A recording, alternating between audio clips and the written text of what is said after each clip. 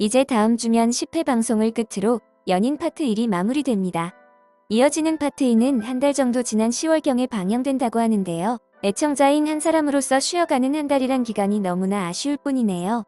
지난 8회 방송에서 청나라로 떠난 장현은 홍타이지의 문책을 당하며 힘든 시기를 보내고 있습니다. 청나라에서는 이미 장현을 죽은 목숨이라 생각하고 장현의 유품을 조선 땅으로 보내버렸는데요. 이를 받아본 길체의 슬픔은 이루 말할 수 없었죠. 그 안에는 자신이 징표로 주었던 붉은 댕기와 장현의 부채, 그리고 자신에게 사주기로 약속한 꽃신까지 있었기 때문입니다. 게다가 그간 얼굴을 보여주지 않았던 꿈속의 도련님의 얼굴이 공개되었는데요. 자신이 그토록 기다리던 도련님은 연준이 아닌 바로 장현이었습니다.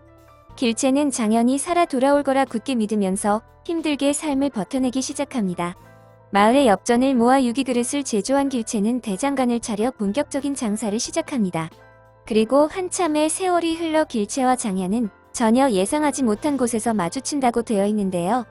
이 장소는 제가 지난 리뷰에서도 예측했듯이 이들의 만남을 이어주었던 우심정이 아닐까 생각됩니다. 그동안 길체는 장현에게 마음을 열지 않았었죠. 장현이 일반적인 조선 사람의 모습과는 너무도 달랐기 때문입니다. 당시는 상상도 할 수 없었던 비혼주의를 내세운 장현은 다른 선비들과 달리 임금을 지키려는 전쟁에서 홀로 빠져나가는 모습도 보였었죠. 거기에 주저할 섬을 앞세워 여인들의 마음을 떠보는 장현의 모습은 길체에게 반감만 줄 뿐이었습니다. 그러나 장현이 이렇게 된 데는 다 이유가 있었겠죠. 지금까지 장현의 과거사는 딱 한 장면만이 나오고 있습니다.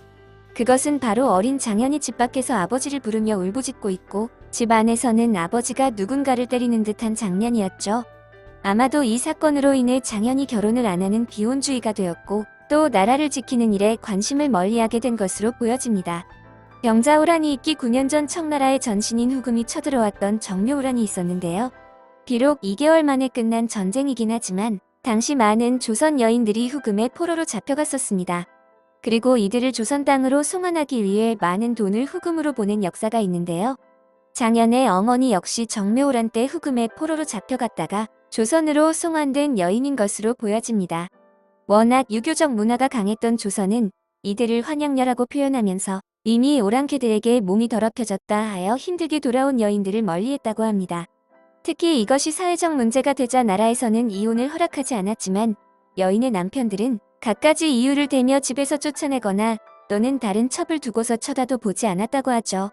장현의 어머니 역시 그러한 이유로 해서 남편한테 매일매일을 맞으며 살았던 것으로 보입니다. 어린 시절에 어머니를 때리는 아버지를 보며 큰 충격을 받은 장현은 자신은 절대 결혼을 해서 부인을 이런 처지로 몰지 않겠다는 각오를 단단히 했을 겁니다. 또한 이런 혼란스런 상황을 알면서도 백성들을 신경도 쓰지 않는 임금에 대한 불신도 가득했겠죠. 이렇게 해서 비혼주의를 주장하는 장현이 되었지만 절세미녀 길체의 등장으로 인해 장현의 마음도 흔들리게 된 것으로 보여집니다. 오늘 준비한 영상은 여기까지고요. 재미있게 시청하셨다면 구독, 좋아요 부탁드립니다. 감사합니다.